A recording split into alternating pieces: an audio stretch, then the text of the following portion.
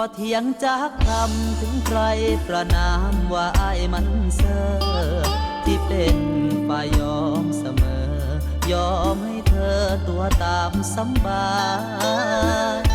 แม่นคนบ่บอกก็พอเบิ่งออกว่าเจ้าหลายใจแต่ที่ยอมให้เจ้าหลอกชายก็เพราะว่าใจอ้ายมันหักเจ้า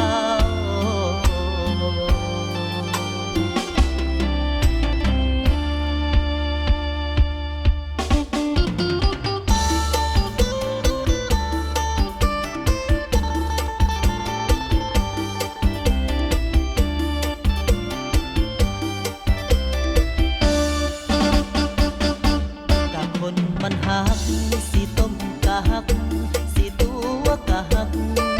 ชาตินี้อ้ายยอมอกหักถ้าคนอ้ายหักเขาบ่จริงใจบ่มีเหตุผลว่าเป็นหยังคือหักเจ้าหลายแต่สิเป็นสิตายหากมือใดบ่ได้เห็นหน้า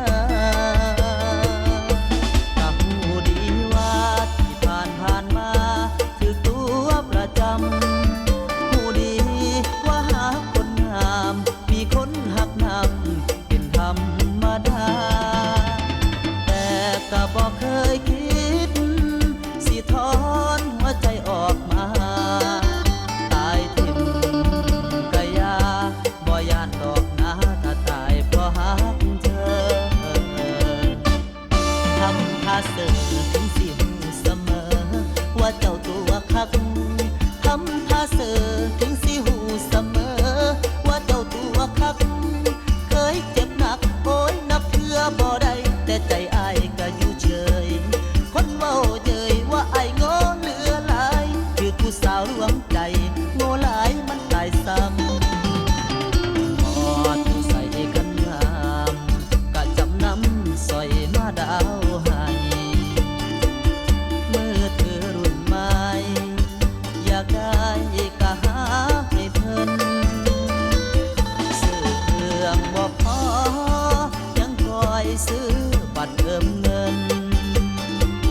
ทั้งที่หูว่าเพิ่นเติมเงินโทรหาผู้บ่าวหมู่ฟุ้งข่าวเครียดแทนอ้ายบักขนาดบอกอ้ายให้ยอมตัดขาดจากน้องไปมองสาวมาไกลแต่อ้ายบอกเขาคำเดียวว่าเฮ็ดบ่ได้เทิงเว้าเทิงให้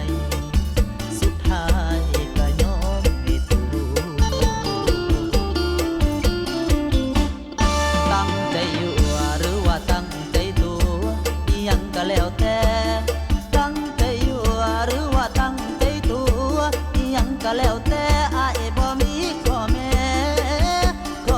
ย้อนแค่เจ้าสู่แน